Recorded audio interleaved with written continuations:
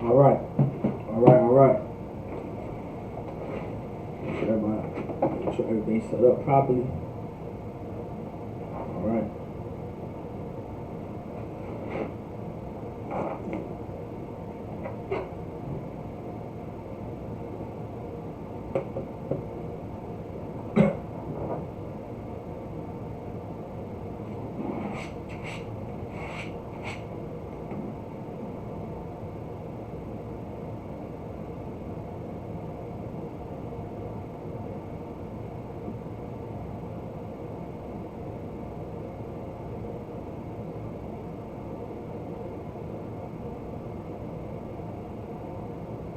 All right. All right, here we go.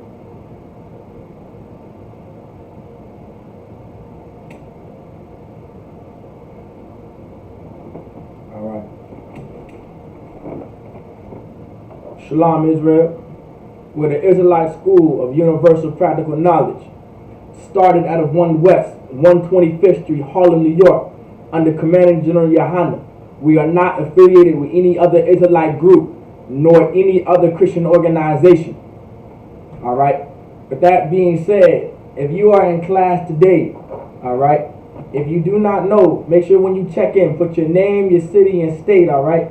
If you haven't checked in yet and you're coming into class, all right, and you're serious coming to class and becoming a brother in the school, a trooper in the school, or a sister in the school, you understand? Make sure you put your name, city, and state so we can keep record and keep attendance. All right.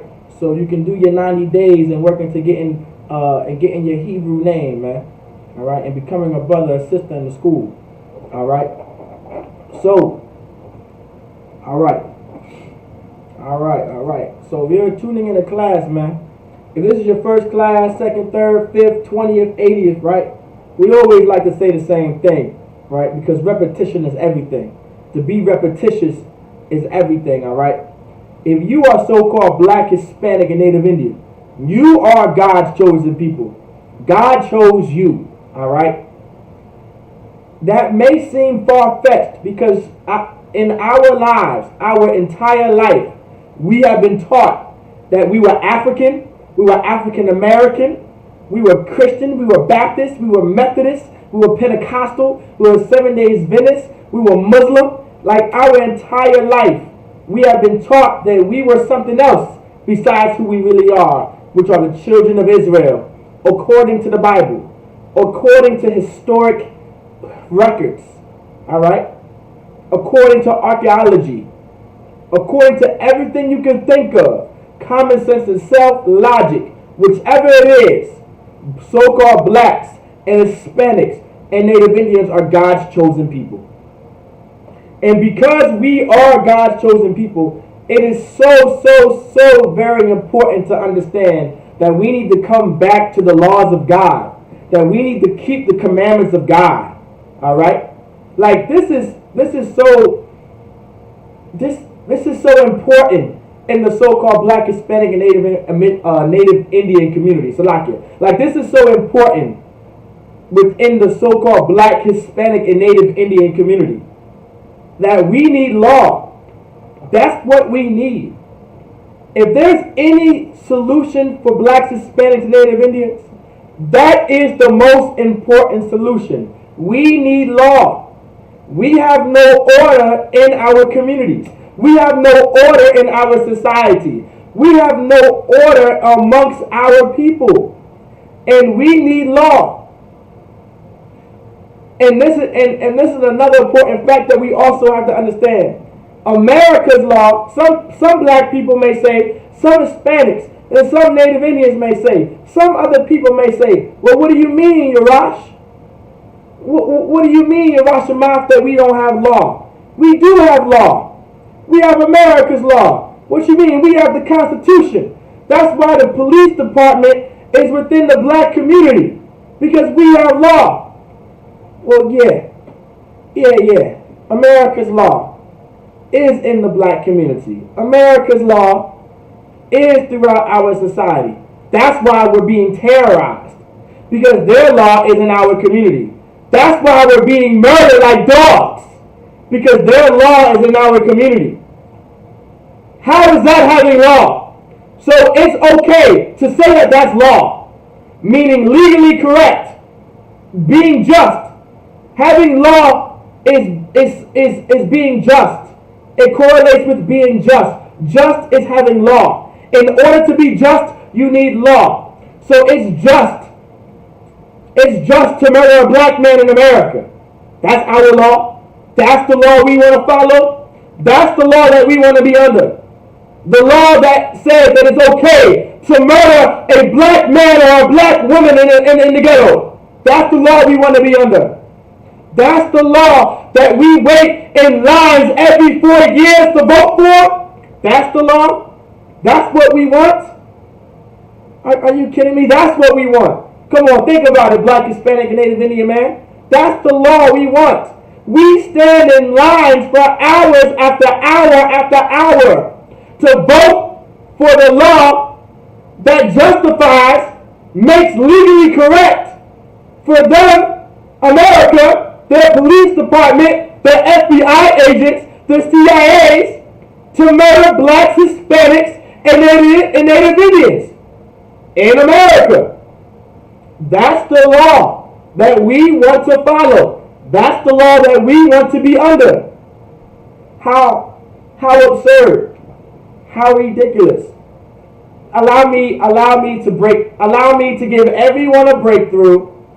Allow me to give everyone some understanding. Allow me to give you a little bit of wisdom. Barakatah Yahweh Yahushai for raising up Commanding General Yahana, so I will be able to give you this wisdom and this knowledge. That's not the law we need. And that's not the law we should desire. Nor should that be the law, right? That shouldn't be the law that governs our nation of people. No other race of people on this earth should be governed by another race of people. No other nation on this earth should be governed by another nation of people. We think we're American.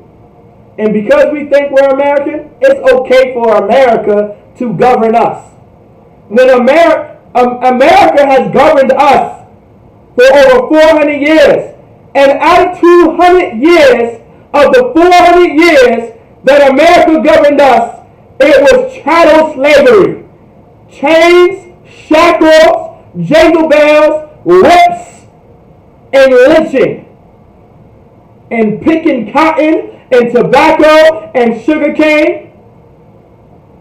That was 200 years of America governing over so-called blacks, Hispanics, and Native Indians in America.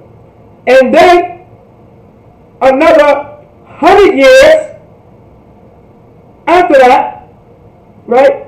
And within those 200 years, the 100 out of those 200 years, since America been established, right? Since America been established, I should say, because the so-called white man has had us in slavery since the 1600s. But since America was established, the 100 years out of the 200 years of slavery, Slavery of non-slavery, was Jim Crow. That's what governed blacks, Hispanics, and Native Indians. These are the same nation and the same race of people that established laws, their law, to govern over you. And they named it and they labeled it Jim Crow. This is the very same people that we stand in line for. This is the very same people that we stand in line for hours and hours and hours to choose them to rule over us. That's who we choose. And we expect change. We were murdered then, we're murdered now. They were destroying us then, they're destroying us now. And it has only gotten worse. Systematically, at least. We thought getting whipped and chained and shackled and lynching was worse enough. You know what? We thought that was bad enough. You know what's worse than that? Thinking that you're free, but you're really a slave. And you're still being murdered and unjustly treated in the land that you built up. Now that's worse. That's worse than chattel slavery. to think that you're free, but you're really a slave. And still being treated as if you are a slave. You're still being murdered and lynched and raped and molested and sex trafficked and auctioned off on blocks. That's your sex trafficking. That's your sex trafficking. That is your sex trafficking. Oh, I just blew your minds. That is your sex trafficking. Being sold on auction blocks. Our little girls in 2021 are being sold on auction blocks in Norfolk as we speak to be sex slaves. That is your sex trafficking. Listen, man, from 10 to 13 years old, our daughters, black, Hispanic, and Native Indian women, girls, our daughters are vulnerable in the city of Norfolk alone to be sex trafficked. Out of the entire United States of America, Norfolk is the worst when it comes to being sex trafficked. That's what we have to worry about in Norfolk. But that's the law we choose. How about we choose God's law? How about we choose His laws to obey, and His laws to follow, and His laws to observe, and His laws to hearken to? Maybe we should do that. And maybe we will get somewhere. Just maybe. As simple as knowing what's clean and what's unclean. And how to wash your tail. As simple as that. That's tonight's lesson. Alright? Alright? That's tonight's lesson. We're going to continue what we were talking about on Monday, but we're actually going to break it down. Does anybody have any questions? All right? Does anybody have any questions out there?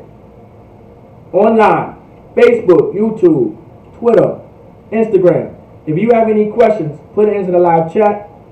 If you're checking into class, put your name, city, and state. All right? If you want to be a trooper in the school, start wearing all black. Get your all black now. All right? If you want to be a trooper in the school and you want to be a brother in the school, get your all black on. All right? Start practicing wearing all black. All right? We all had to do it. From Commanding General Yohana and down, we all wore all black. And we did our 90 days. We stayed in class and we studied, right? Diligently. Studied diligently to push this truth. So we all can be saved. So that we can be saved. Not all. Alright? The scripture does say all Israel will be saved. There's a breakdown to that. But that's so we can be saved. So we don't have to worry anymore in America of being murdered and gunned down and sex trafficked. So we have to worry about our sisters aborting their children. So we wouldn't have to worry about being robbed by our religious leaders in the Christian church. Since the 80s, the Christian church collected over $400 billion. Since the 80s. Since the 80s, man. We were robbed blind by our religious leaders. We were robbed blind by our black leaders. And we are still in the same condition as we are. We are in the same condition as we were then, now. That's what we have to understand.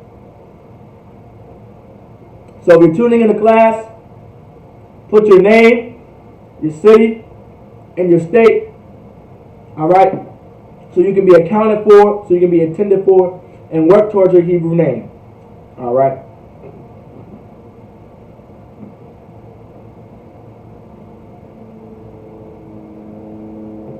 All right? Let's go ahead. Let's get it.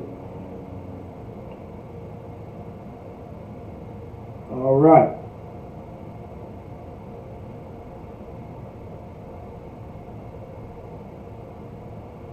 So we left off Leviticus chapter 11. And we're going to start, let's see. We'll start at verse 10. All right. Actually, we'll start at verse 9 for context. All right. We'll start because this is where we kind of left off. I didn't get a chance to go into detail. I didn't get a chance to explain, so we have a great understanding of why we should know what's clean and what's unclean. All right. So, anyone tuning in the class that may not have been in class on Monday, the Lord gave us laws, statutes, and commandments to live by. This is our moral code. This is what's supposed to govern our race of people. This is what's supposed to govern our nation of people. Like the law, so today's focus is your dietary law. You know, it's known as the dietary law pretty much throughout Israel. When we talk about if you can eat this and you can eat that, or you can't eat this, you can't eat that, it's kind of categorized under the dietary law. But according to scripture, it's really the clean and unclean, all right? You know, that's our law. We dealt with what was clean and what was unclean. Like, that's Israel. So I may say dietary law for teaching purposes, but I'm also going to say in class clean and unclean, because this is the laws of clean animals and unclean animals, and just the law of uncleanness and cleanness, and etc. Okay, because the Lord dealt with what was clean and what was unclean. Just like the Lord dealt with what was good and what was evil. Like there was no in between. There was no gray area. There was no way around it. It was either it was clean or it was unclean. It's either you took a shower or you didn't. You know what I'm saying? You understand? It's that simple. Did you put deodorant on or you didn't? And if you say you did and you really didn't, we're going to smell your funky tail. All right? Plain and simple, right? So if the Lord said this is clean and this is unclean, if you eat the clean, you'll be healthy. If you eat the unclean, well, let the Lord be with you. That's what the Lord was saying. Oh, you want to eat unclean animals? No sweat. We'll see we'll see how your life is eating unclean animals as a so-called black, Hispanic, and Native Indian, which are the Israelites according to the Bible. We'll see how successful and how prosperous your life is when you want to continue to eat the unclean foods that the Most High told you not to eat. We'll see how successful and prosperous you are. Now, there's a reason why I use the words successful and prosperous. Can anybody give me my precept? Well, sidebar, and I want to get into the lesson. Okay, so I'm a sidebar, but I'm gonna make it a quick sidebar because y'all probably tired of me not getting throughout the scriptures. All right, so I ain't, y'all might be sick of me behind closed doors. I don't know. Nah, but can anybody give me the precept on why I said that if we do not keep these laws, we will not be prosperous and we will not be successful? All right. Why did I use those words? Where's my precept? Does anybody know? I'll give y'all like a few moments because I do want to get into the lesson. All right.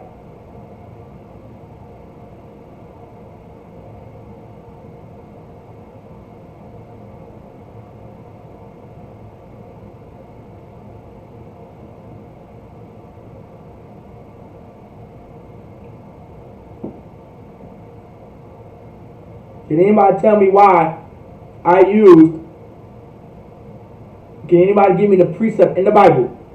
Why I said that if we do not keep these laws, we will not be prosperous and successful. In the Christian church, your pastor is responsible for teaching you what to do and what not to do. When you go into that Christian church, he's obligated and required to teach you about the Bible. That's the real reason why you're supposed to be in church, is to learn the Bible. Not a song, not a dance, not to beat the drums, not to play the guitar, not to bang the tambourine, not to have a fan in your damn hand because you don't want to pay the AC. All right? That's not the reason why you're in church. You're in church because you're supposed to learn the Bible, right? So your pastor is responsible. And he's obligated as a shepherd, the ones that are responsible of the sheep, of the people. He's obligated and required to teach you these scriptures. And when you're in that Christian church, what do they talk about? They talk about success and prosperity. They talk about success and they talk about prosperity. They talk about success and they talk about prosperity. All right. It's not Deuteronomy 28, 1 and 6. That was a good try, by the way, right? But think of the words I use, prosperous and successful. All right. Now, in the Christian church, they talk about prosperity and successful. But do they ever teach you how to be successful? Do they ever teach you how to be prosperous? Do they ever do it? They tell you about working hard, getting a job, working 9 to 5, working with your hand, doing all this labor and all this kind of stuff to be prosperous and successful. Or they good for this. I pray money comes my way. Oh Lord, I see some green coming your way, Miss John. Oh, Sister Shirley, I see something coming. I see something coming your way, Lord. Oh, they know over that, right? Oh, they know over that, right? You know what I'm saying? Right? They know that, but do they ever actually teach you about being prosperous and success? So for time's sake, our precept is Joshua chapter 1 verse 8. This book of the law, right? Like this book of the law, we're talking about the law, right? We're talking about keeping the laws, the statutes, and commandments. The book of the law, Genesis, Exodus, Leviticus, Numbers, Deuteronomy. Like this is the book of the law. Like the Bible is the book of the law, right? This book of the law shall not depart out of thy mouth. Like the book of the law, like these laws and these statutes and these commandments shall never depart from our mouth. We should not be ever teaching in a day not a day in our lives. We should ever tell anyone that we should not be keeping the law, that God did away with the law, that the law is done and away with. We should never be teaching that, because the Bible literally says, this book of the law shall not depart out of thy mouth, but thou shalt meditate therein day and night. Day and night, we should be meditating on the law. We should be thinking of the law, right? It should always be on our mind. We should always be like, hey, is this according to the law? Is this according to the law? Is this according to the law? Is this according to this statute? Is this according to that statute? Is this according to this commandment? Is this according to this commandment? Like we should always be thinking about the law and meditate on the law to the point where it is second nature. It's part of our culture. It's part of our heritage. Like these laws, these statutes, and these commandments, this is our heritage. This is our culture. That thou mayest observe to do according to all that is written therein. So we can do the law. We should be meditating on the law, and it should never depart out of our mouth, so we can do the law. If you're not thinking of the law, and you're not talking about the law, and you will never try to keep the law. So if the law says in the previous classes that God said we are not supposed to eat the flesh of the swine. I'm paraphrasing. That we should not eat the flesh of the swine. That we should not eat pork, right? If we are not meditating on it, and we are not telling anyone, or even telling ourselves that the Lord said not to eat pork, we will never ever keep the commandment or the law of eating pork. It's just like if we don't think about, it's almost like, okay, all right, perfect example, all right, in the state of Virginia, you have to pay property taxes. It's the law, all right? There may be exemptions here and there, but the point is, it's the law. If you have to pay property taxes, you pay that property tax. If you're not thinking about paying property taxes, and if you're not, and no one's telling you that you need to pay property taxes, you're not getting any notifications in the mail that you have to pay property tax, are you going to pay your taxes? No. And guess what's going to happen? The bill collectors come, and maybe the suspending of your license. Well, at the end of the day, there's a consequence. There's a punishment if you do not keep that law. Well, guess what? Right? Guess what? There's punishments if we don't keep our laws. If you don't keep the laws in America, do you become successful and prosperous? If you don't keep the laws of America, no. If you're black, if you're a so-called black, Hispanic, and Native Indian in America, if you don't keep the laws of America, you end up dead in jail. That's not successful. That's not being prosperous. In reality, if you do not keep the laws of America, you're supposed to end up in jail. There's not supposed to be a success story. There's not supposed to be some prosperity story. Now, of course, the white man, being the devil that he is, his nation and his entire culture is based off of breaking the law. So, of course, in his society, you might just be successful and prosperous if you break his law. But logically, if you do break the law in America, that's why the white man is such a hypocrite. His society is so hypocritical. Because stated within his laws, if you don't keep them, there isn't supposed to be a success story. There's not supposed to be some prosperity story. There's supposed to be FBI agents and CIA agents and police officers breaking into your house and arresting you for doing whatever wicked, evil thing you did according to the law. Well, guess what? It's the same thing for our law. If we don't obey it and we don't keep it, there is no success story. There is no prosperity story. For then, thou shalt make thy way prosperous. So the Lord just said, if we keep the book of the law in our mouth, right, and we meditate the law, right, show that we keep the law. Literally, the Lord said, for then thou shalt make thy way prosperous. This is how you become prosperous. And clearly, it's not being in the Christian church. It's by keeping the laws, the statutes, and commandments. And then thou, and the Lord continues to say, and then thou shalt have good success. This is how you become successful. This is how you truly become prosperous. By keeping God's laws, statutes, and commandments. You don't get that in the Christian church. You don't get that in the Muslim mosque. You don't get it in that Buddhist temple. You don't get it in that Egyptologist temple. You won't get that there.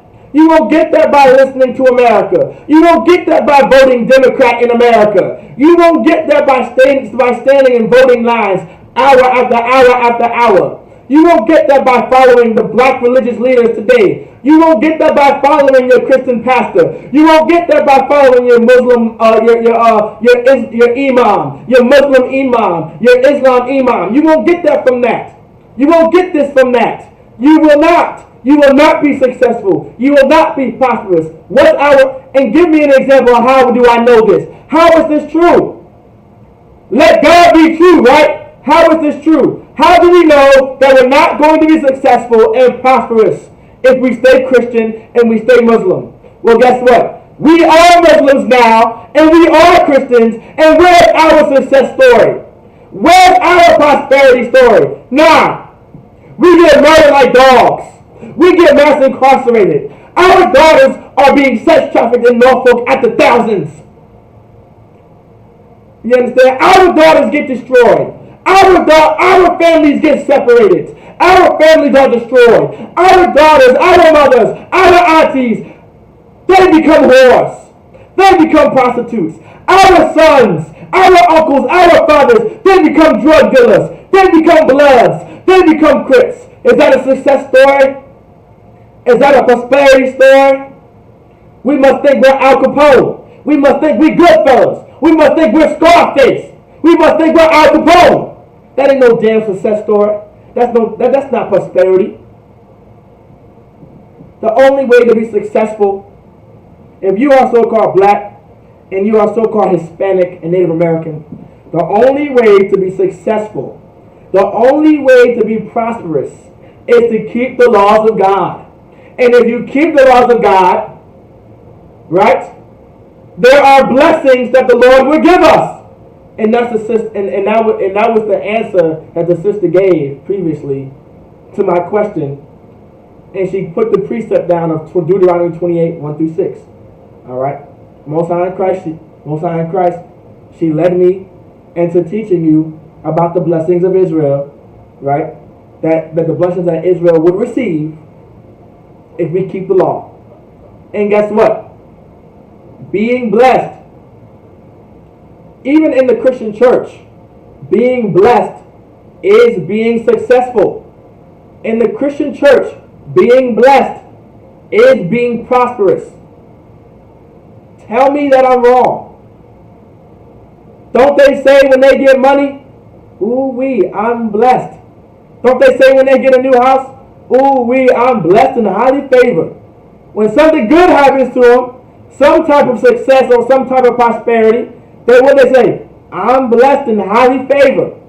Well, being blessed must be having success. Being blessed must be having some type of prosperity. But the only way to be blessed in the Bible is to keep the laws of God. There's a reason why Joshua said it. There's a reason why the Lord said it. So are you really blessed? If you're eating pork, if you're eating swine, right? If you're eating camel, being the wild man you are, you out here eating camel, right? You eating rabbits and squirrels and raccoons. You eating shrimp and lobster and crab legs, right? Are you really blessed? No. That's Satan doing something good for you. Oh yeah. Satan blessed you. You know what I'm saying? That was Satan. Satan said, oh we keep doing that.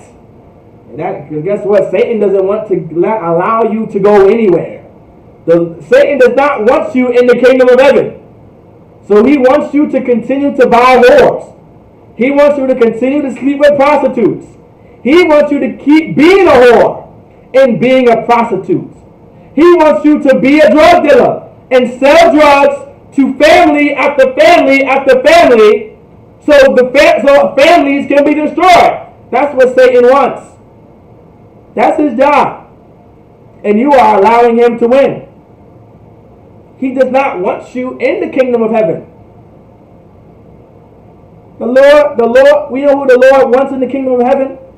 Ones that can defeat Satan. Ones that can overpower Satan. I pray you understand. All right.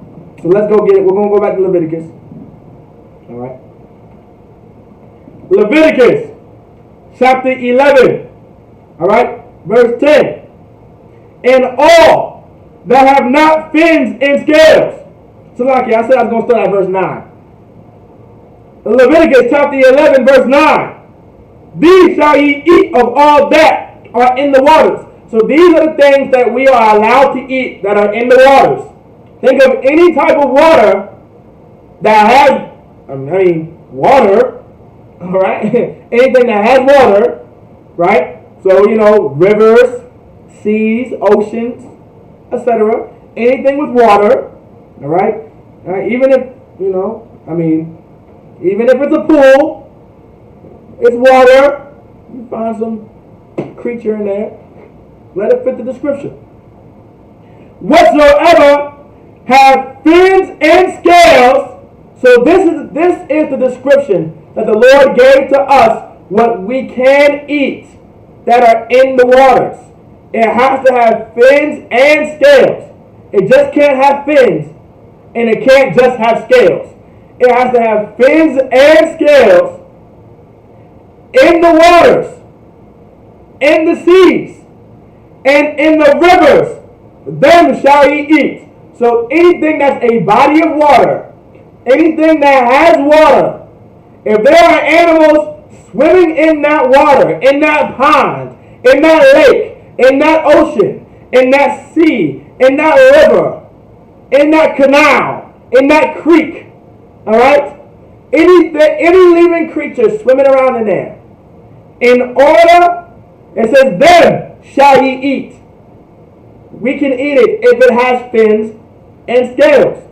If it has fins and scales, them shall ye eat. Them shall ye eat. So fins and scales. Like your flounder. Right? Like your trout. Right? Like your cod. like your rockfish, like your whiting, like your salmon, like your red snapper, right? Like these are fish that have fins and scales. Like there's so many other fish that have fins and scales that I can't think of on the top of my head. I'm not much of a fisherman, but if I was a fisherman, right?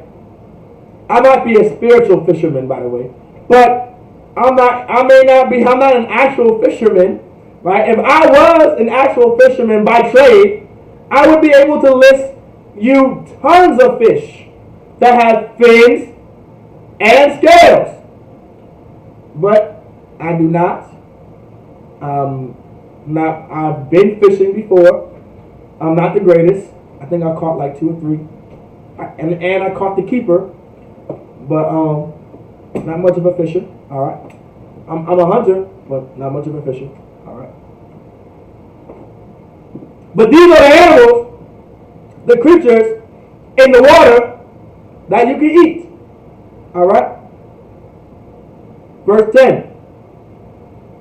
And all that have not fins and scales, so the ones that don't have fins and scales, in the seas and in the rivers, of all that move in the waters, and of any living thing which is in the waters, they shall be an abomination unto you. Meaning these things are going to be disgusting to you, disgraceful to you, shameful to you, an abomination to you, man. Something that we should not be eating. Animals that don't have fins and scales. Go. Name them. Animals in the water that don't have fins and scales. Name them. Put them in the live chat right now. How many animals within the water, the seas, the oceans, the rivers that don't have fins and scales? Can anybody name them? And the ones that do name them, right? Because you know, but just to let you know, when you name them, you're probably hurting someone's feelings when they read this live chat. And I'm going to repeat some of them, right, that you put in there. Give me some animals that live in the water. Give me some creatures that live under the water, under the sea. Give me that. Give me some of that. I want to know. Crabs, lobster, shrimp, catfish, crabs, jellyfish, lobster, octopus. Must we go on? These are creatures that we should not be eating. Oysters, right? Oysters, sharks, whales. Well, I'll be damned. If you must be dedicated to sin against God, if you go after sharks and whales, you must truly hate God.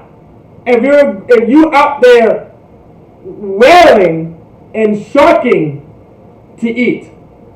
That's how much the white man is the damn devil that the Bible speaks of. He goes and hunts whales. And he goes out and hunts sharks. So he can have shark. So he can have whale. So he can come back to America, come back to the shores of America, and go to your Captain George's, and go to your seafood boils, and charge you over $40 for some damn sharks and some damn whale that's probably going to give you high blood pressure in the next damn 2 months to 20 years. Who knows? Who knows when it's going to hit you, but it will hit you. How do I know? How many mothers and fathers and grandmothers and grandfathers have we lost? Because we wanted some shark and some whale and some clams and some oysters and some squid or some octopus, right? Or some crab legs. You know, all that Old Bay. That good old Bay on some sea roaches, on that shrimp. How many have we lost at the age of 40 to 50? Maybe 61, 62. How many have we lost because of what we eat? It's right here. It's supposed to be an abomination unto us, man. We are not supposed to be eating these foods according to God. This is in the law. This is in the Bible. I can find this in the Old Testament, and I can find this in the New Testament. All right? that we are supposed to keep the law. And there are different laws throughout the Bible. Well, throughout the book of the law. And one of the laws are the laws of being clean and unclean. The cleanness and uncleanness. What to eat and what to eat and what not to eat. This is our law. This is our culture. This is our heritage. This is something we need to know. Because if we do not know this, we will never be prosperous. We will never be successful. Who would have known the reason why so-called black Hispanics and Native Indians are not prosperous or successful as a nation and as a race of people? Because we can't stop getting the Old Bay and some shrimp and some lobster and some crab legs every Friday or every Saturday or every Sunday. Who would have known? I don't know what day of the week it is, but I heard it's either Friday or Sunday is crab leg day or shrimp seafood boil day. How many? Who would have known that this is what's hindering us? This is what's hindering our success. This is what's hindering our prosperity. Eating shellfish. Who would have known something so insignificant? Who would have known? Who would have known? Really, think about it. Who would have known? It's outrageous. Stop eating Sebastian. I pray you understand. Stop eating Sebastian. Leave Sebastian alone. Sebastian does not want to be ate. Do not eat Sebastian. Allow him to live and clean the ocean floor and clean the floors of the sea.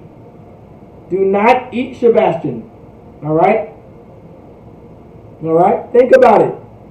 All right? Lobsters are not food. They are friends. All right? We understand. All right? I have children, as you can tell. All right? I have children. Okay? So sometimes when I teach, it may seem like I may be teaching to my kids, but this is what helps people understand sometimes. So Salakia. All right? All right? I have kids. I have children. All right? So I pray you understand. All right? Let's continue.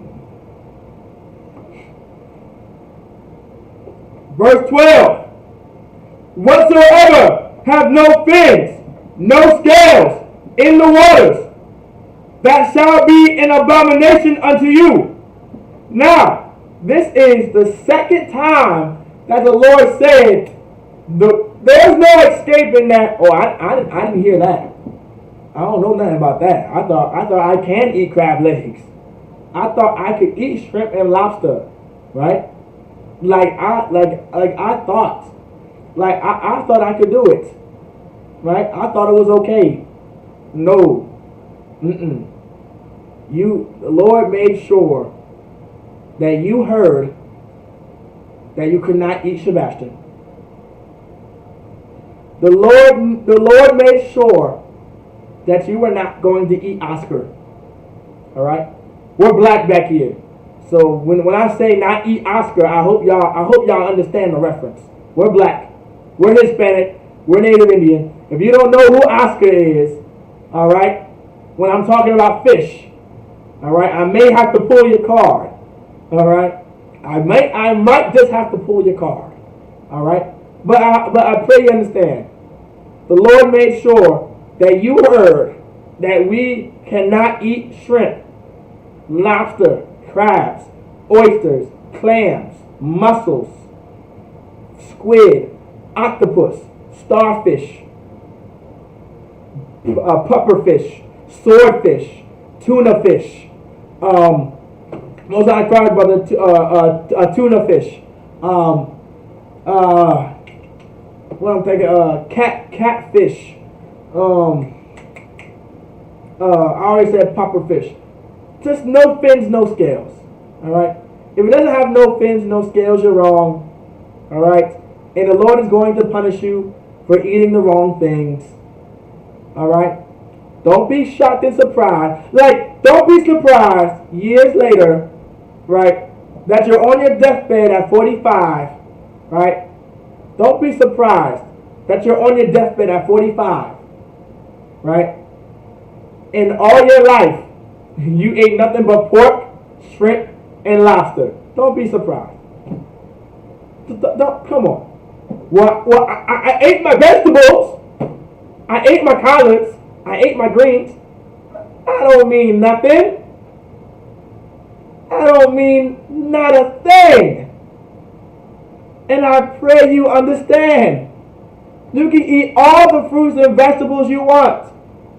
But if you start to add pork, shrimp, and lobster, and all kind of abominations to your diet, do not be surprised at 45 or 50 when you're on your deathbed, gasping for air, dying because you just had a stroke or some heart attack. Don't be surprised. All right? Because the Lord doesn't want to hear it. Because he didn't just tell you once, he said it twice. Verse 13. And these are they which ye shall have an abomination among the fowls. So, it says, and these are they which ye shall have an abomination among the fowls. So, okay. So these are they which ye shall have an abomination, meaning the ones that are disgusting, the ones that you should not eat, among the fowls. A fowl is a bird. Okay? A fowl is it's just a bird, something that has wings. Alright? Something that can possibly fly or don't fly. It just has wings. It's a bird. It's classified as a bird. Okay? Tazapor in the Hebrew. Alright? If you want to know how to say bird or chicken in Hebrew, it's tazapor. Alright? Tazapor is how to say bird or chicken. Right? They shall not be eaten. Or okay, the Lord said don't eat birds. Okay, the Lord is going to explain certain birds that we can and cannot eat. Right? They shall not be eaten. So the abomination among the fowls shall not be eaten. Alright? And the Lord's going to list them. They are an abomination. Well, he said it twice. Here's another reason. Once again, the reason why the Lord is telling you not to eat this food or not to eat these type of birds because it's an abomination to you. And it says the eagle. So here's a bird, right? The eagle. Does everybody know what the eagle is? Does anybody know what the eagle? We all know what the eagle is, right? Can anybody think why the Lord said not to eat an eagle? Like, and I want you guys to kind of think, right? The Bible says there's a spirit behind the law. The Lord says there's a spirit behind the law. And you're going to understand the spirit behind that bird that's on the quarter. Right, that's an eagle. Can anyone think why the Lord said not to eat an eagle? Right?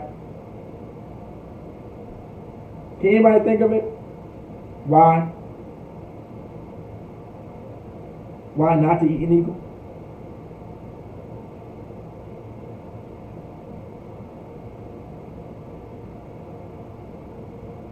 Can anybody think about it? What's the spirit behind why the Lord don't they eat mice, snakes, and rabbits? Because it's a meat eater. You guys are correct. Honestly, you guys surprised me. Alright? That was surprising. Most High in Christ, Barakatah Yahweh Yahushua. You guys shocked me. I shouldn't be shocked because you guys come to class every single day and you guys take notes. So I can't be too surprised, right? I can't be too surprised because you guys come to class. That's the spirit, right? These animals eat other animals. So who knows what type of diseases, these animals are carrying inside of them when you eat them? I pray you understand. For an example, you may think, remember in last class that we're not supposed to eat rabbits. We grew up our whole lives thinking rabbits only eat carrots. No, rabbits eat snakes. Rabbits eat whatever they can get their hands on. All right, those they're not just they're carnivores. They're known to be carnivores. All right, I believe they eat meat.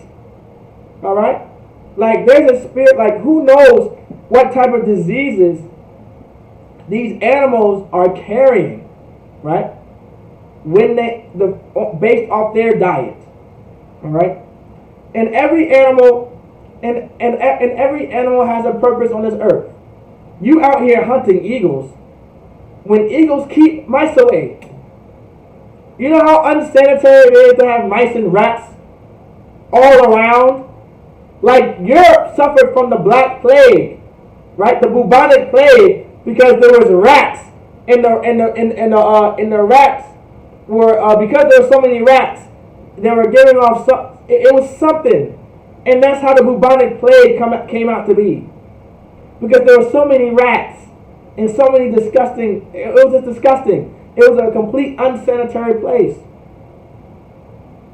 If you want to hunt eagles, and I believe I'm not mistaken, eagles are extinct because it was something that the white man was doing. It was something that these devils were doing that was what's it called? It was something that America was doing that caused the eggs of the eagles starting to, every time the eagle would sit on it, it would just crush, it would crack. I don't know what it was. It was something like that, right? If you endanger a species like that, the earth has a possibility of suffering behind that backlash. We should not be naive to the purpose of animals. The white man, the so-called white man, our oppressor, he's naive. He's a child. The Bible says he's a children of fools. He's so naive to the purpose of animals that he will hunt it to damn near extinction. That's how evil this man is. That's how stupid and how idiotic this man is. How foolish this man is. That you're going to hunt an animal to damn near extinction, and then don't think about the consequence. You getting rid of eagles, there's going to be more mice and rats on the earth to be in your city, like New York City, right? The brother said New York City is going through it right now. There's rats throughout the city, and that cause diseases. If we had more eagles, right? There's of course other animals that eat other animals, but if you take away all the eagles, they're going to, trust me, you'll know the difference. Oh yeah, you'll know the difference. All right. Let's continue reading. And the ostrich. Does anybody know what an ostrich is? It says, and the ostrich. And the ostrich is a vulture. Right? Right. The sister's right. The white man is like a child. He's a child. He's the children of fools. He doesn't know any better. He's the biggest child on earth. Right? The ostrich. Right? And the sister's right. The ostrich is a vulture. Right? Vultures also eat rats and mice and snakes, right? Vultures, look up vultures. Look up vultures and look up their digestive system, right? Look up their digestive system, right? They can digest bones. Vultures, there are animals, and vultures aren't the only ones, I believe. There are certain birds and animals that they can eat and digest bones, I pray you understand. Wouldn't you think that's important?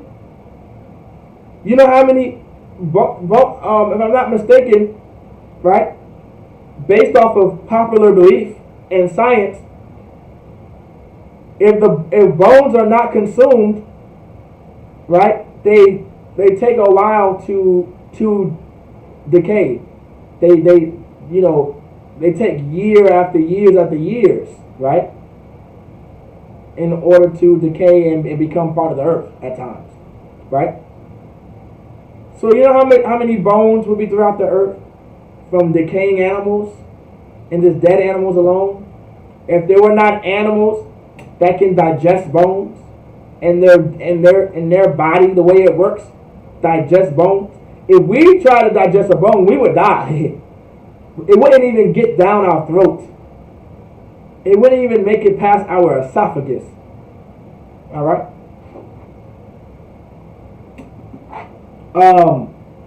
And the osprey, that's like your hawk, right? And the osprey, your osprey is your hawk. All right. Once again, another animal that eats like rabbits, mice, rats, snakes. I pretty understand, right? And the vulture, so another vulture, right? And the kite. Does anybody know what a kite is?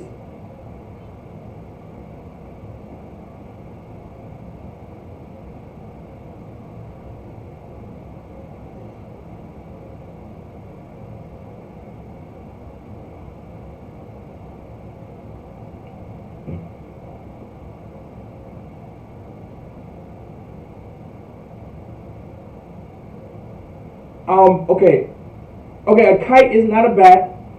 All right. It's almost like all right. So these birds are almost very similar to each other. But a kite is an actual bird. If you look it up, it's almost like a smaller, it looks like a hawk, but it's smaller. You know, hawks are known to be big. A kite is it's its own bird, but it almost looks like a hawk, but smaller.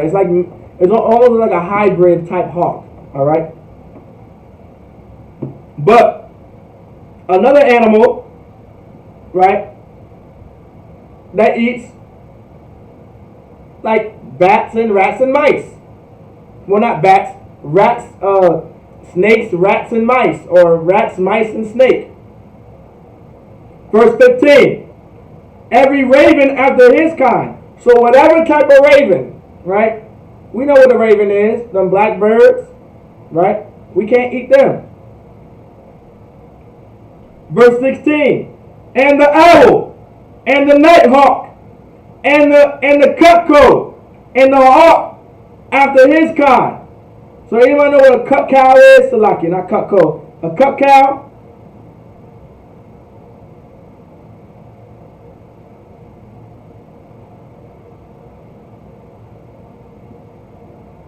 Does anybody know what a cuck cow is?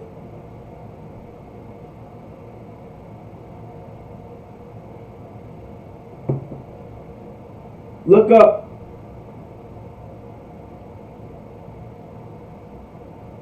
Look up cuck cow. All right, the cuck cow. I believe actually I'm saying it wrong. Salakia. The cuck cow. I said it right. Salakia. It's the cuckoo. Salakia. The cuckoo. Salakia. Does anybody know what a cuckoo is?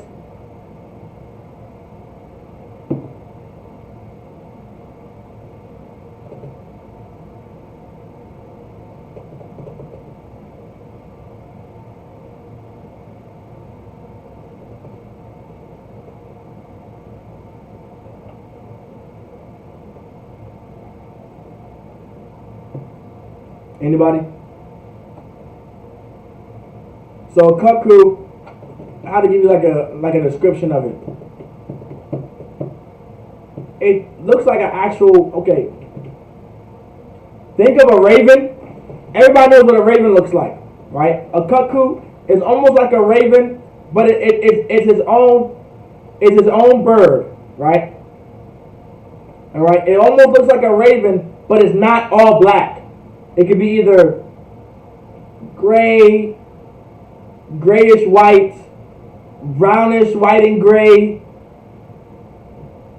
like a bird, pretty much like almost like what normal birds look like, but it's its own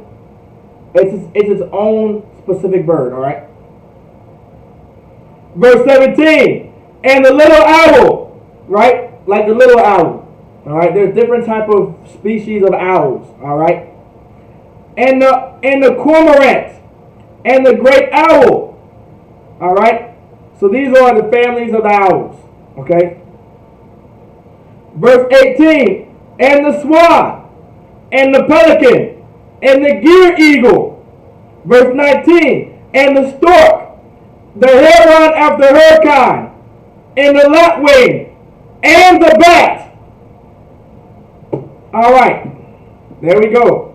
So these are the fowls that we cannot eat. All right, and the brother that said bat, right? Bats are fowls that you cannot eat. All right. I believe the coronavirus started from bats. Right? They said the coronavirus, COVID-19, came from what did Donald Trump say? The Chinese flu. So the COVID-19 started out of China somewhere, or somewhere over there in Asia. And the source of COVID-19 was from eating bats.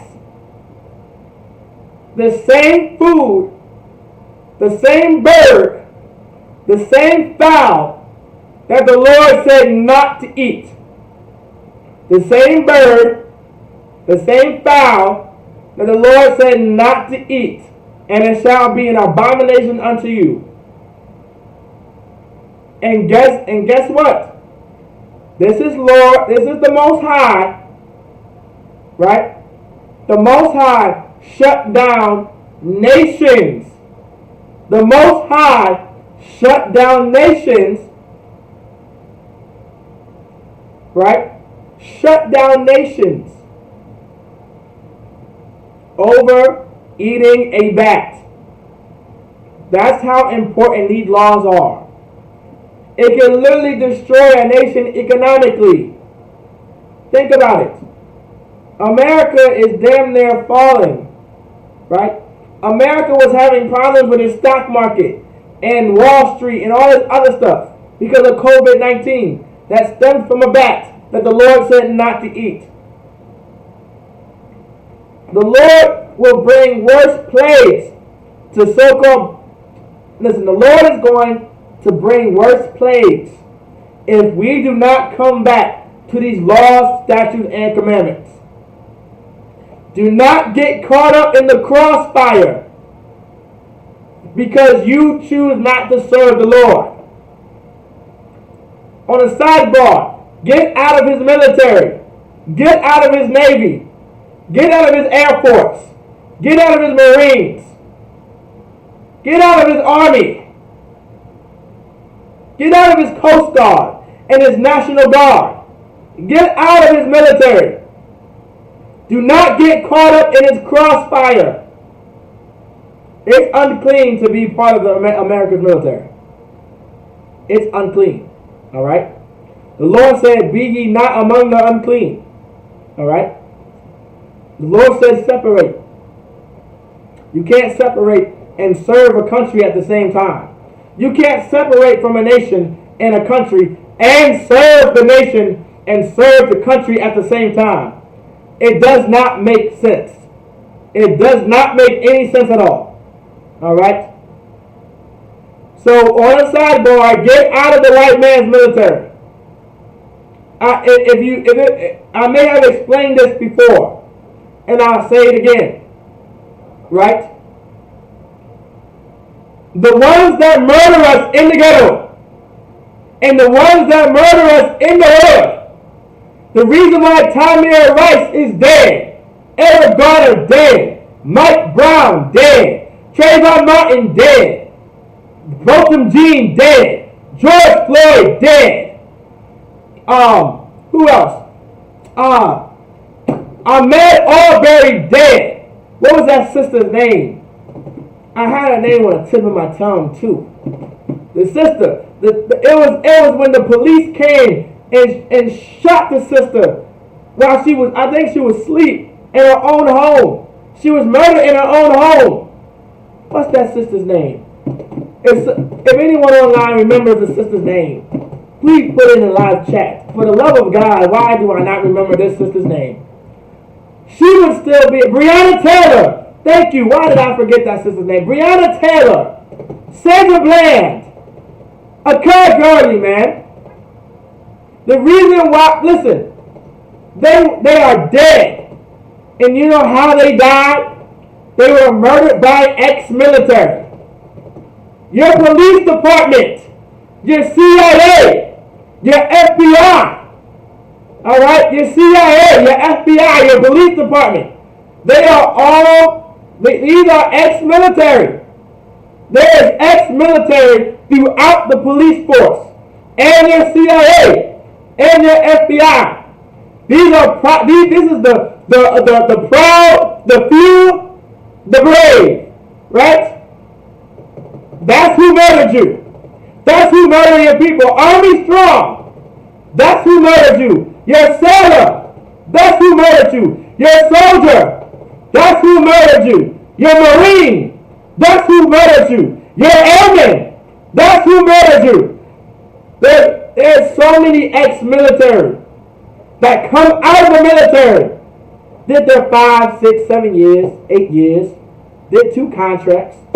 Did their 2 tours, and they took an oath, and they swore up and down. They took an oath and swore that they were going to protect America.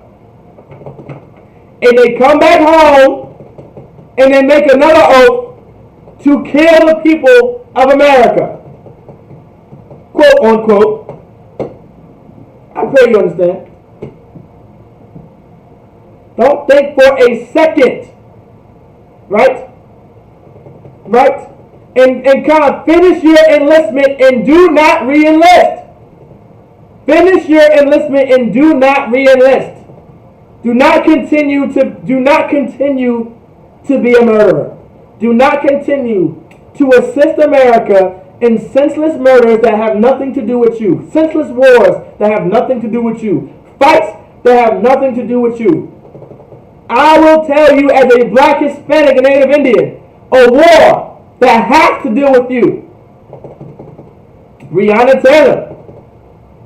The race wars happening in the ghetto, in the hood. The police department and the FBI and the CIA murdering blacks, Hispanics, Native Indians. That's a war. The war on drugs. That's a war. In Norfolk, in Chesapeake, in Newport News, and Hampton. That's a war we should be worried about. Right? And if you are not in the military, don't even think of it as an option. Do not even think of it as an option. It is not a way out. If you think joining the military and joining America's military is a way out of the ghetto, you are incorrect. If you think that's what's going to make you successful, if you think that's what's going to make you prosperous in life, by enlisting in America's Army, Navy, Marines, Air Force, you are sadly mistaken. Do not take that oath. Do not swear yourself in. It's going to be hell. You thought, listen, it's hell. All right, it's hell for so-called blacks, Hispanics, and Native Indians in America's military. We get murdered. Listen, we think joining America's military is going to make us different.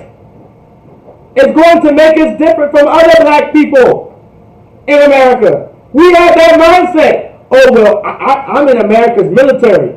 I'm not a Negro like the rest of the Negroes. You know, I'm not them Hispanics the way them other Hispanics. So I'm different.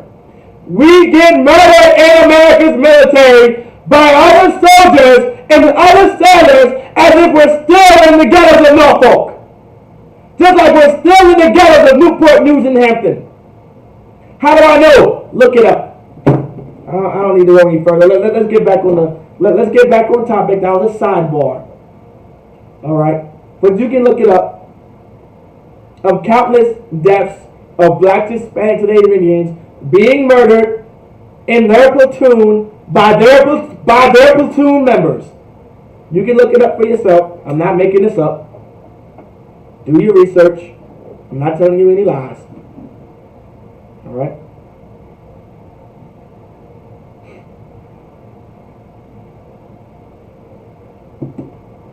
So the Lord said not to eat these birds. All right. Going back on topic. The Lord said not to eat these birds. There are certain birds and animals you can eat. All right, that fly through that one. You know, there's just certain birds you can eat, and these are the birds that you or these fowls, tazapu or in Hebrew, we should not be eating. All right, hawks, vultures, swans, little owls. All right, storks, lapwings, bats. You know, COVID-19 bats. All right. The Lord said not to eat them. All right. If anyone has any questions, make sure you put it into the live chats. If you're just tuning into class, all right. If you're on YouTube or Facebook, if you're just tuning into class, put your name, city, and state. Your name, city, and state. If you want to be a brother in the school and you want to be a trooper in the school, start wearing all black. Get your all black. All right. Do not hesitate. Do not wait. Get your all black. And dress up all black, all right? I remember when I was coming in, and I wore all black. I damn near bought black in style. That's how much I wore my all black. I damn near brought it back into style. I all black. They're like, what? They're like, why are you wearing all that black for? I turned around, why the hell are you? Why are you not wearing all black? Talking about why am I in all black? Why aren't you wearing all black? Excuse me. You know what I'm saying? Wear all black. Get your all black. Do not hesitate. Wear your all black. Wear it as if it's going out of style. Get your all black. Don't hesitate, man. All right. If you want to be a sister in the school, all right, come to class. Make sure your head is covered. Learn how to cover up your head in class. All right. All right. That is our custom. That's our law. All right. That's in our law, our heritage, to have a woman's head to be covered. All right, when she's in class, when she's in the temple, whatever. All right, so far and so forth. I hope we understand. All right, so don't hesitate. Buy your headscarves. I know a lot of sisters. Headscarves should not be an issue in Israel. All right, for majority of our sisters, we're always wearing some type of head wrap, some headscarf, coming outside with bonnets on. There's a way to cover your head. No excuses, all right? All right? All right? We all have mamas growing up. She always had a bonnet on. Mama went to work with a bonnet, damn near, all right? So there's no excuse in Israel as a woman for not having no damn head wrap. All right? Cover your head. Mama went to work with a bonnet on. Mama made it with the church with a bonnet on. So don't come to me talking about, I don't know, hair wrap. You got some hair wraps. All right, let's go ahead. Let's go ahead and continue. All right. Verse 20. All fowls that creep, going upon all fours, right, shall be an abomination unto you. Now let's make this clear. All right, let's make this clear. When the scripture is saying all fowls that creep, all right, that creep, all right, going upon all fours, right, shall be an abomination unto you. Some people, and by God, it's ridiculous. Some people say this is talking about chickens because they have four fingers or something like that. So it was something I saw. It was so stupid. It was so foolish. Like, how could you say that chicken is an abomination to the Lord? How? How could you say something so that should be a death penalty in Israel, saying that chicken is not of the Lord. We were frying chicken in the wilderness. All right, we were literally frying chicken in the. If you want to know, Salakia, with another sidebar, frying foods is Israelite culture. All right, we fried foods in the wilderness. All right, we were frying Moses, Aaron, the Israelites. We were frying chicken. We were frying foods in the wilderness, and the Lord made it a law.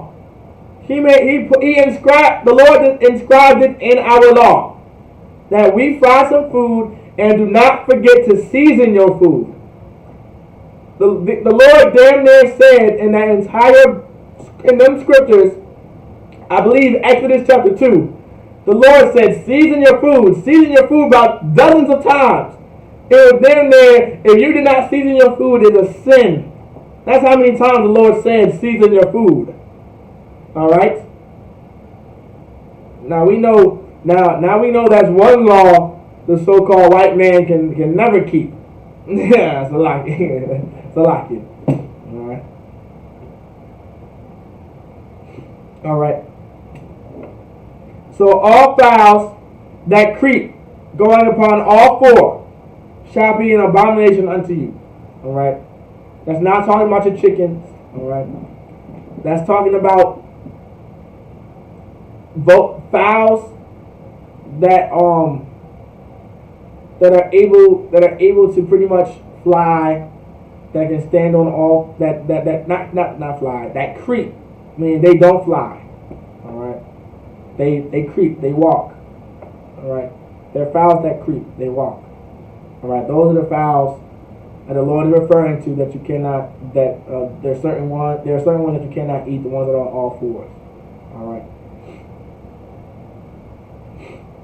All right.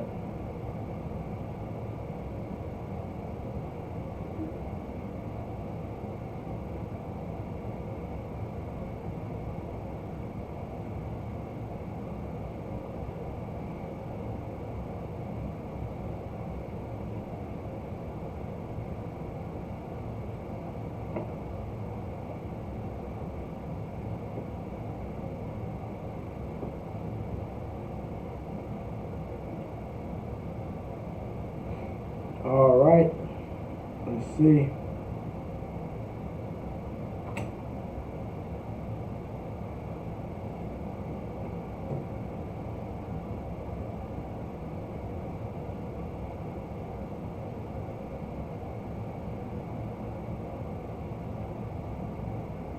All right. Let's see. Verse 21.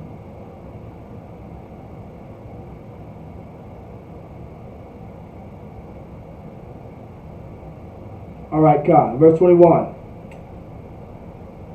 Yet these may ye eat of every flying, creeping thing that goeth upon all four, which have legs above their feet, to leap withal upon the earth.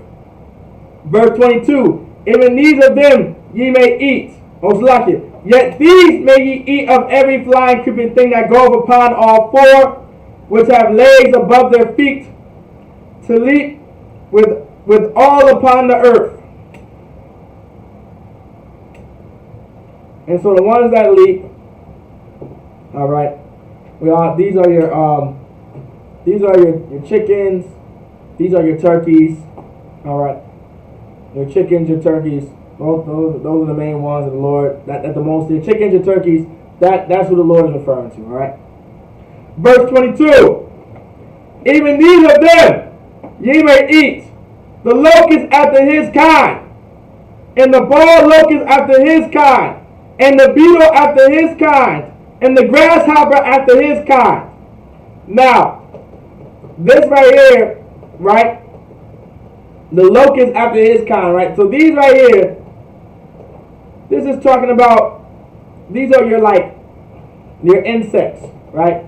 Now, all right, allow me to, okay, this might be a touchy subject for most brothers and sisters, all right? All right, but I'm going to just lay it down. The Lord made certain insects lawful for you to eat. All right? It is not abnormal, all right, in Israelite culture to have foods that are insects. Like Isupk, the tribe of Isupk, the Mexicans, they eat grasshoppers and crickets. All right? Like, I eat crickets. I haven't had any crickets in the past, I want to say, I think the last time I had a cricket was about a year ago, because I had an Isupk brother that I was going to school with, and he would always give me some sour cream crickets or some barbecue crickets, and they were really good. All right, they were really good. You know, you may think like, oh, that's disgusting. No, actually, it's very good. They're high in protein, healthy for you. However, so be it, right? So, the Lord, there are certain insects, right, that you can and cannot eat. All right? We would, the Lord, there's no excuse for you to sin against God. All right? There's so many things we can eat besides pork. All right? The Lord is just giving us so many more options of what we can and cannot eat. All right? Because there's so many more options of food to eat on the earth besides pork, besides shrimp, besides your lobster, besides your vultures, your possums, your raccoons, your rats, your guinea pigs, your rabbits, your squirrels. There's so many more animals to eat besides those, all right?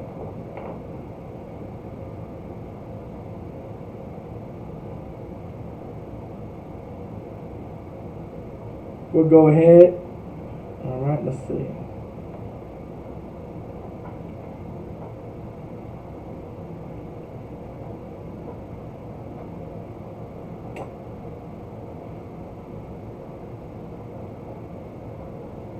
But when you go over Jordan and dwell in. Let's see. All right.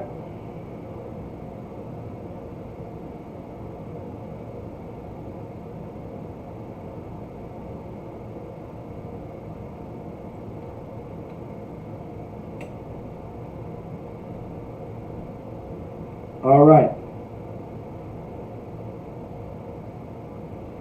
All right. Now this is where we want to, so we're going to drop that. We're going to drop Leviticus 11, right? And we're going to get Leviticus chapter 15, all right? We're going to get Leviticus chapter 15, and we're going to start around verse 1. All right? All right? This is Leviticus chapter 15, all right? And we're going to start at verse 1. Now, this is more laws on your clean and your unclean. This is where, okay, and this is the law that dictates how to keep, okay, in Leviticus chapter 15, all right, just to give y'all pretty much the spirit behind these laws. Leviticus 15 is mostly about how to keep the children of Israel healthy and sanitary. It's all about being sanitary, right? Like Leviticus 15 is all about being sanitary and being clean, like being sanitary, being clean, right? Like that's what Leviticus 15 is really about. How to prevent an entire nation from dying because of how dirty it is and how unsanitary it is. Like Leviticus, that's what Leviticus 15 is all about. It teaches you how to not spread diseases. Like for an example, in America, there's disease after disease after disease out there, man. Right? And it's gotten to the point where in America, a lot of people are dying from diseases, right? And the so-called black, Hispanic, and Native Indian man are number one in America for all these diseases, man? Look it up. Right? Number one. Right? The Lord gave us laws and gave us statutes and commandments to prevent how to not spread these diseases, how to be clean, how to be sanitary, right? How not to be nasty, how not to be disgusting. I remember saying this last class, right? How in the Cosby Kids, you know, Fat Albert, the Cosby Kids, and there was a song. I forgot the kid's name that was smelly. It's been so long. It was like Slim or Stin, or whoever it was. You know, remember the song? Soap and water, toothbrush and a comb. If you don't use them, you'll stand alone. Right? Well, guess what? All that is in the law. All right. It's in our law. How to be clean, how to be sanitary, how to bathe, what to do and what not to do when it comes to being clean and unclean. All right. Leviticus chapter 15 verse 1. Now, in our law, like it's Israelite culture to wash. It was always Israelite culture to bathe. It was always Israelite culture to prevent disease and sicknesses to spread throughout the entire nation and possibly kill us all. And that's why the so-called white man had the bubonic plague. All right? That's why our oppressor had the bubonic plague during the times of Europe, during the time of their reign in Europe, or whatever it may be. The bubonic plague was so terrible, right? It's because they had no guidelines on how to wash and how to clean themselves and how to be sanitary. Like that, but that's in our law. So anyone that has the concept of bathing now and washing themselves now and ways to prevent diseases from spreading, they get it from our culture. It was our culture first. Any other nation, in any other race of people didn't believe in bathing and washing the way we believed in bathing and washing. To this day, they're in like India and in Saudi Arabia and in the Muslim and Indian countries, they don't believe in wearing deodorant and at times not even brushing their teeth. Right? That's how disgusting they are. But these are the people that we want to sleep with and marry and have sex with. That's disgusting. All right?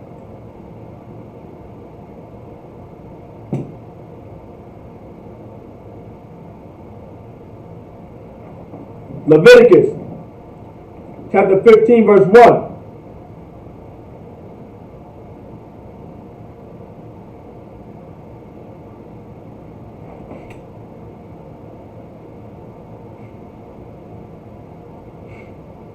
Leviticus chapter 15 verse 1.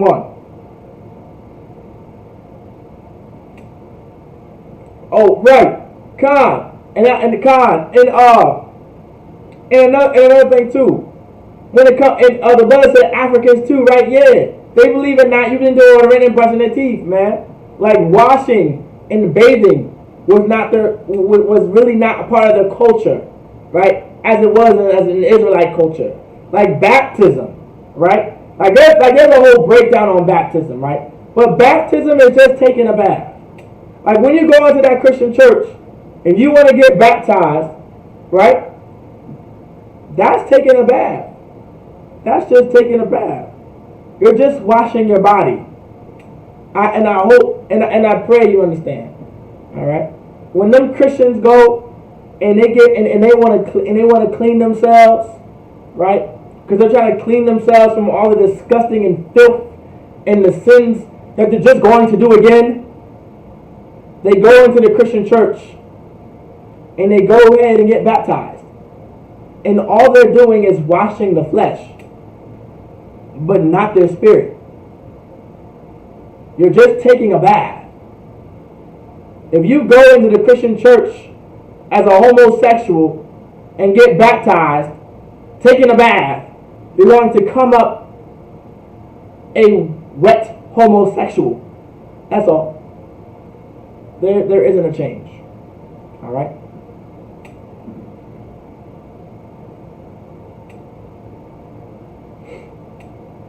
Leviticus chapter 15 verse 1.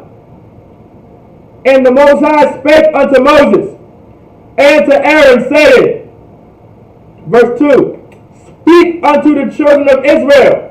Like, this is the Most High. Right? The Most High is talking, like, okay.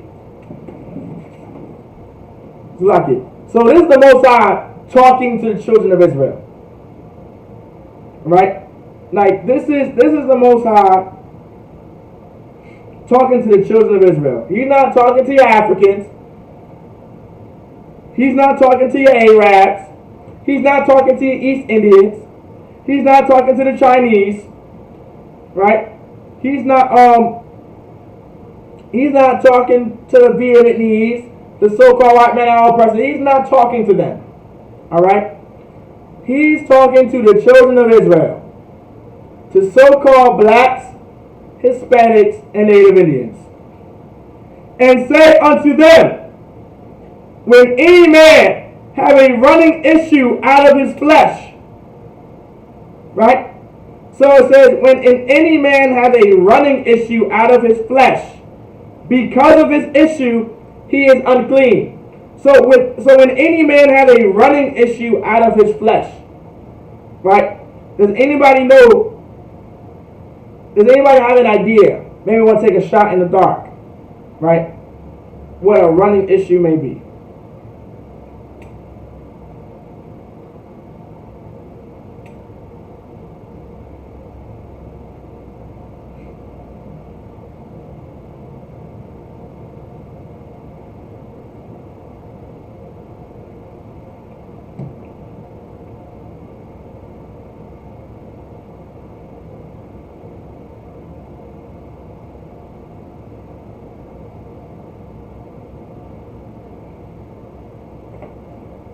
STD, boils, okay.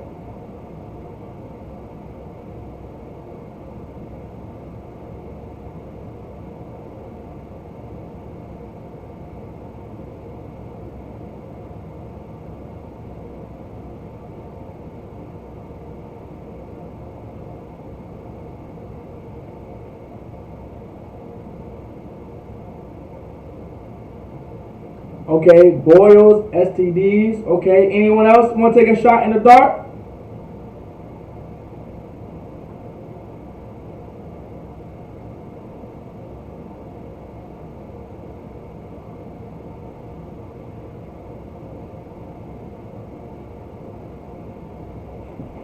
Blood. Okay, all right.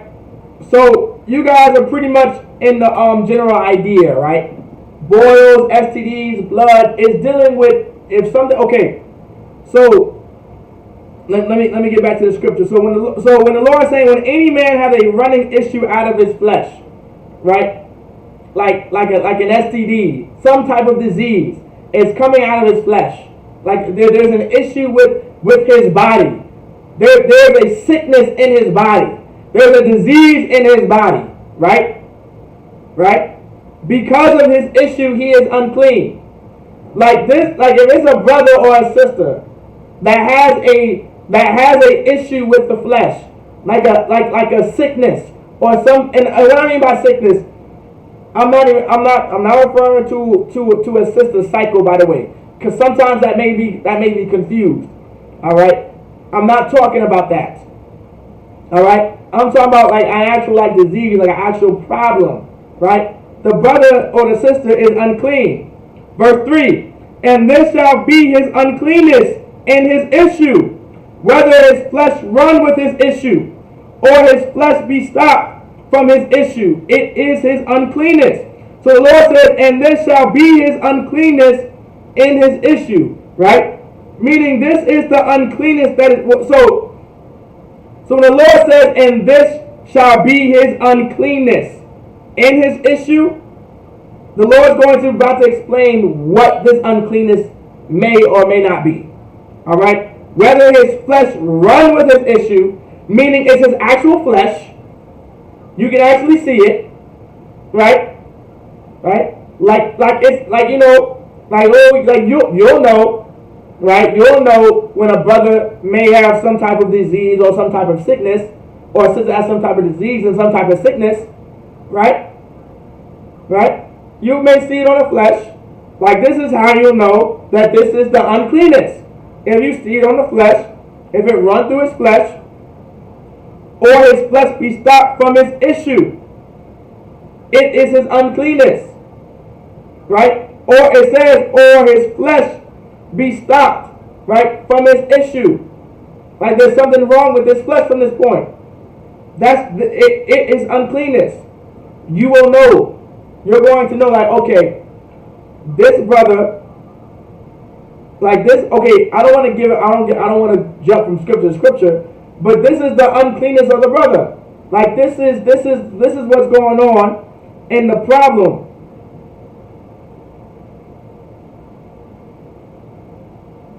Right, like a running issue, right? Like there's a problem with his flesh. Like, specifically like diarrhea, or he had sex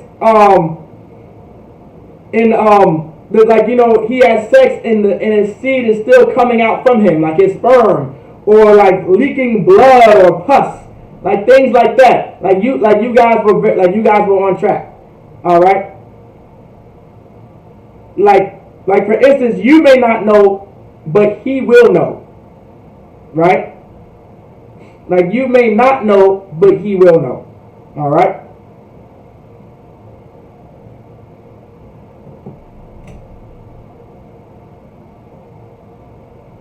Verse 4. Every bed whereon he lieth, that hath the issue is unclean.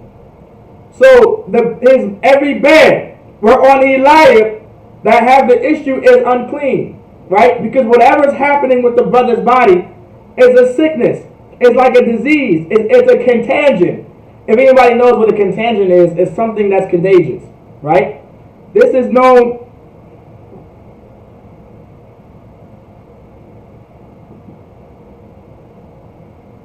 You know what I'm saying? It's okay. So every bed whereon he lieth that have the issue is unclean. And okay, like it's to even give you a greater understanding of the laws of being unclean, right? If you are right, if you are sick, and you know that you are sick, and you know you have some type of contagion, something that's contagious, something that can harm another brother, something that can harm another sister, or possibly kill.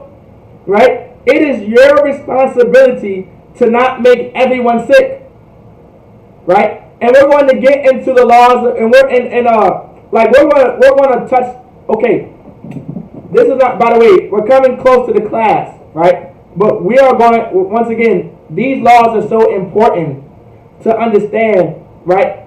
To go in great detail in, because this is something that we need to know. There's brotherhood within this, by the way, too. You know what I'm saying? You know what I'm saying? Like, there's brothers. It's brotherhood within this, right? That's why when Christ was on the scene, he said, "Love thy brother as you love thyself." If you loved your brother, if you loved your brother and you were sick and you had some type of disease or running issue, like pus, like leaking blood or pus, or diarrhea, some type of disease, some type of sickness. If you truly loved your brother, you would separate yourself from your brother, because you wouldn't want him to have or get what you have. That's love. If I know that I'm sick, right, I would literally separate myself from you, right? Because that's my responsibility to you, to be a brother, to keep you not sick.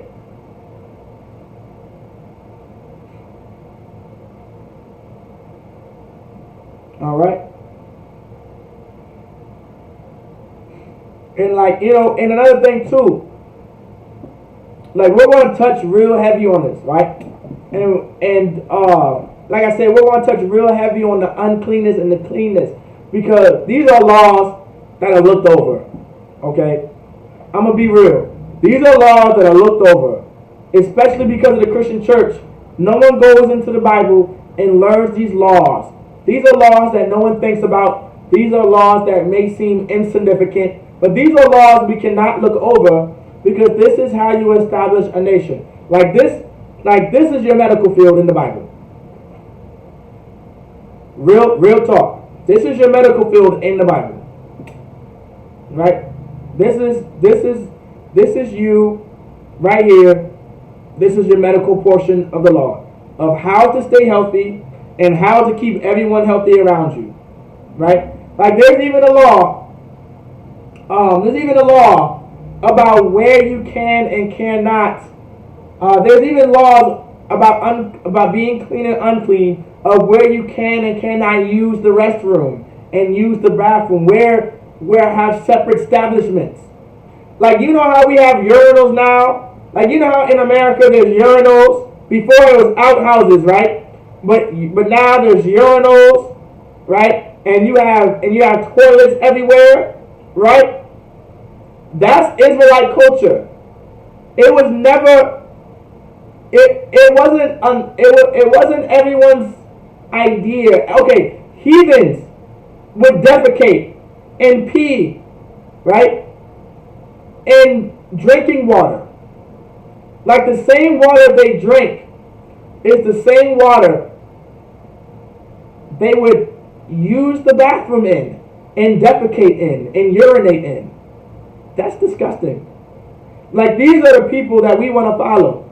Like these are the people that we love so much. Like to separate where you go to the bathroom at and where restrooms are set up. That's Israelite culture. It was a heathen practice and a heathen custom to defecate and urinate in drinking water, in waters that you use for nutrition, to get your minerals. Water. You're going to drink like Africans and Indians. They take dumps in drinking water. The water that you're supposed to get your minerals from. Like, you know how important water is to the body? And then you're going to dilute it with your defecation? And you're going to dilute it with your urination? That's disgusting, Ak. That's disgusting, Ak. Like sepsis and jaundice and chlorella, like that's disgusting. Like that is absolutely disgusting. Like these are diseases that you'll get. That's disgusting. Like this is why the Lord. That's why I even say it. That's why I said in class too. The Lord said separate from the unclean. Because if we don't separate from the unclean, right, we become unclean and dirty and filthy and disgusting like them. When we want to follow their customs and their culture, we end up with sepsis and jaundice and chlorella and hepatitis C, A, like feces said, and spreading. Like this is how we get it, right? By following after them, we're going to end up thinking that it's okay to take dumps and to defecate and urinate in drinking water. Just like now, because we do not separate ourselves from the unclean, we think it's okay to roll up a blunt and get high. It's no different. If we do not separate ourselves from these nations of people and their culture, we are going to do what they do, which is defecate and urinate in drinking water, and they still do it. They didn't stop. Look it up. They still do it. They even drink cow piss and eat cow butt. All right, I'm not making this up. And you're wondering why there's diseases throughout the earth. Because these people are so unclean, so disgusting, and so vile. Not just by their and not just by listen. It's just disgusting. All right. It is not so-called Black, Hispanic, and Native Indian culture, right? To be unclean. It's Black, Hispanic, and Native Indian culture to be clean, to be sanitary, right? To be clean, to be sanitary, to be clean, to be sanitary, to be healthy. And we're going to stop at we're going to retract on Leviticus 15 in the next law class, so we can really get down to it, because we're going to need a full class for this. All right, I don't want to cheat y'all on nothing either. All right, I'm not going to cheat y'all on this, and I don't want to leave you guys on a cliffhanger. All right, on about what's clean and what's unclean. All right, but to give you a rundown. All right, real quick, so you guys know. All right, so we all, because we need to know the law. All right, so we need to know the law. So I'm gonna tell you, right? Because in order for us to be a clean people, right? To be a clean people is to be a holy people, which is to be separate. The word holy means to be separate. The laws separate our nations from the other heathens. Literally, that's why our law is holy. The Lord even says it in Leviticus. We'll get all that on the next law class as well. All right, but to give you a quick brief of the law. All right, if you are sick and you have some type of disease, some running issue, pus, blood coming out of your body, diarrhea, if you are a contagion, meaning you're contagious, separate yourself amongst your brothers and your sisters. Don't come among the camp. All right, don't come among your brothers. All right, because you would literally you have the possible chance of harming your brother or your sister really badly, because you're contagious. Okay, so separate yourself for a time and get well. Go to the doctor, get medicine. All right, and fix the issue that you have. That's the law. Go to the doctor, fix the issue that you have, and separate yourself from a time. You know how America got that little quarantine idea? That's our culture. All right, that's our culture. If this was years before they met the Israelites, it would just be like the bubonic plague. To give you, if you are a woman, all right, and you are on your cycle, all right, you are unclean, all right, separate yourself, all right. Don't be among the people you are unclean at the moment. Now, some of y'all sisters be like, huh? I'm not unclean. I'm not unclean. Allow me to explain something to you. When a woman is going through her cycle, correct me if I'm wrong, literally the process is to clean everything out of the woman's area. It's literally to clean and flush everything out. So if you're not clean, if everything's not out yet, what would you be if you're not clean? You would be unclean. Okay? So, separate yourself. If you are a man, all right, and you have sex with a woman, all right, when most people have sex, all right, as men and women, all right, the lack of better words, on a man's behalf,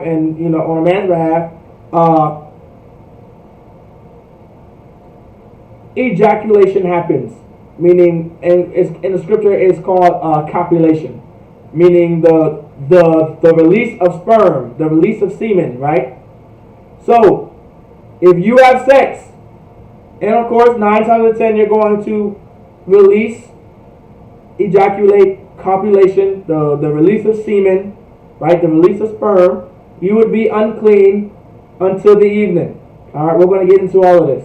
All right, and whatever your semen touches, or whatever your copulation touches, all right, that's also unclean, and you wash it, you clean it.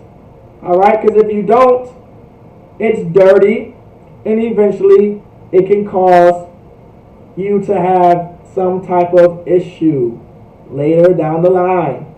All right, sleeping in filth. Your clothes are filthy.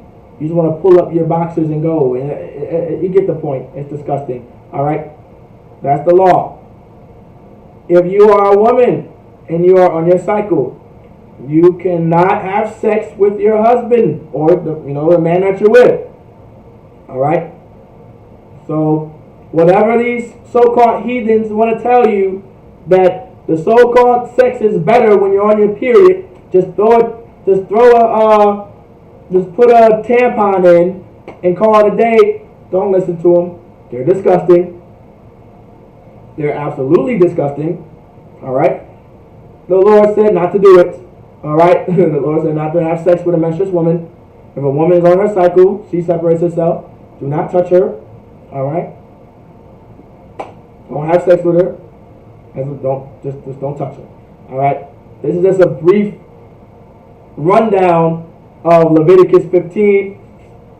All right. We're going to go. Trust me. We're going to break down the scriptures. All right. Next law class for sure. All right.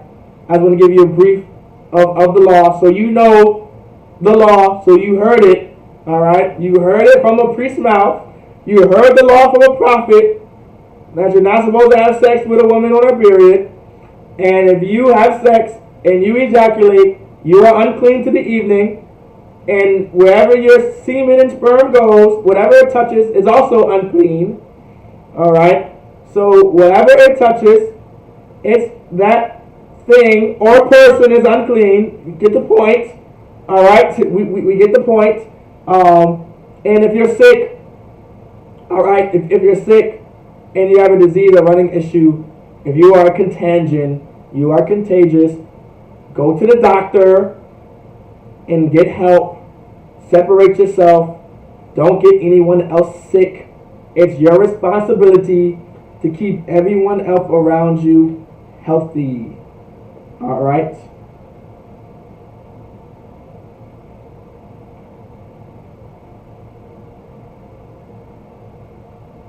All right. All right. If you guys have any questions, let me know. Any questions?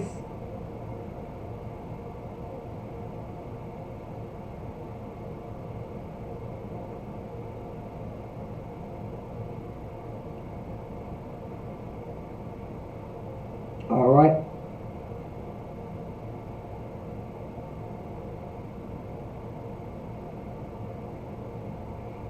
All right. With that, we'll get the security announcements.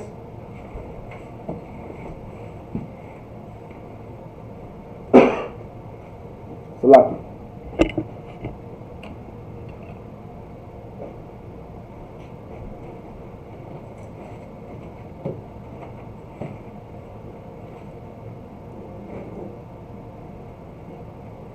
All right. It's a great class. Okay, Most High in Christ. The water. All right, which means thank you. The water means thank you. All right. Isupk security announcements. We are the Isupk. Start at 1 West, 125th Street, Harlem, New York. Under commanding Junior Yana. Rule for new brothers and sisters. When a new brother or sister comes into the school, they are off limits for 6 months. They are to be saluted only. They are here to show themselves of the world. If they need transportation, the teacher will arrange it. After 6 months, if a brother or sister has an interest, and he or she must get permission from the head to speak to a brother or sister, there is another 6 months, and once the brother and sister will court each other. After this 6 month period, the brother and sister will get permission from the head to marry. Tithes, which is a commandment. Numbers 18:21. Malachi chapter 3 verse 8 through 10. Ma'ashra, which means tenth in the Hebrew. 10% of every penny of any increase the Lord gives you. Give the treasury department or a teacher. Priest fund, free will offering for priests, not mandatory. Whatsoever amount you would like. Upcoming holy convocation is the Feast of Purim. It's about Esther from February 24th to 25th. All right, so if you're a sister that's coming into class, or your sister that's interested in learning about what a woman of God is, come to class that day. That would be the greatest example of a woman of God. It's not the mother of the church. It's not Big Mama. It's not your Christian mama. How about we look at an actual woman in the Bible like Esther? All right. All right. The next holy convocation after that is the Passover in Houston, Texas, man. In Houston, Texas, the Passover at the BH Ranch, April 24th, man.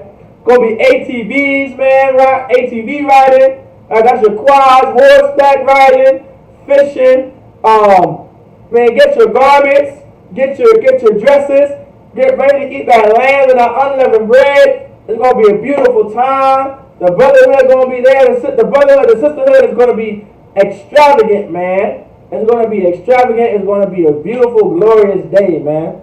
All right. All right. With that, Imaya, which means to stand. Saw, Punyahapadam, which means turn and face the east. We'll say the Lord's Prayer in the Lashawan Kodash. Abadola, Shabashamaya, Kodash, Hayah, Shamka, Yahweh, Malakuka, Daba'a, Batazaka, Hayah, Aisha, Ba'adaza, Kawa, Hayah, Bashamaya, Latonanawa, Lakam, Ka, Yawam, Wasalakanawa, Kabawak Nawa, Kasalak Nawa, Kabawak Yanawa, Wala'a, Daba'a Yanawa, Banasagawa, Abo, Hawashai Nawa, Maya, Ra, Kaya, Laka, Hamalakwa, Waha'ala, Wahadabara, like I will love you, Amma, in the English, our Father, which art in heaven, hallowed be thy name, thy kingdom come, thy will be done, in earth as it is in heaven. Give us this day our daily bread, and forgive us our debts as we forgive our debtors. And lead us not into temptation, but deliver us from evil. For thine is the kingdom, and the power, and the glory, forever. So be it. The prayer of the curses. Blessed are you, Yahweh, King of heaven and earth, in all things living. Yahweh, in the name of Yahweh, listen to us now, right now. Send evils and curses, and punishment and destruction to the heathen that speak against us, thy prophets, the teachers, the princes, the priests, the Israelite brothers, and the school. Send evils and curses, and punishment and destruction to the heathen, and shake loose the treasure of the rich of Israel that refuse to give to the school. Force their riches to enter in thy sanctuary. Send evils and curses, and punishment and destruction to the Edomites, and the nations, and the drug dealers, the court system, the prison system, Planned Parenthood, all the governments of our enemies, Amalek, synagogues, and armies, Roman Catholic Church, the Pope, Egyptology, Aryan Nation, the lesbian movement, spies, workers of witchcraft, NASA space programs, Army, Navy, Air Force, Marines, Wall Street. Open up the internet and the airwaves, the cable access channels, and the radio channels. Convict the spirit of any of our people that seek to stop us and bring swift destruction to all the heathen that stand in the way or try to stop us from broadcasting your words throughout the planet Earth. Let loose all the plagues. Let loose all the plagues. Let loose all the plagues. Cause them to go to and fro through the earth and consume them. Let the plagues shake the house of the thief and the murderer. Let the other side, Michael and Gabriel, come down with the flying saucers and punish all the heathens that come up against us as we speak thy word. Cause it to be known by all that it is the angels that have done it. Cause it to be spread through the media throughout the whole world. Cause them to shake, cause them to slack you, cause them to shake at thy coming. In the name of Yahushua, Thank you always. So be it. So, which means the term. We'll give a courteous salute. We'll give a courtesy salute to the brothers here. Amadim Shabbat. Amadim. Barak. Yahweh Ba'ashem Yahushua B'Kator. Yagi Matap. Sar. Sharla Wafkin. We turn to the sisters. We'll give a courteous salute to the sisters. Men of Israel. Amadim Shabbat. Amadim. Barak. Yahweh Shema Yahushua Ba'ashem Yahushua. Yagi Matap. Class dismissed.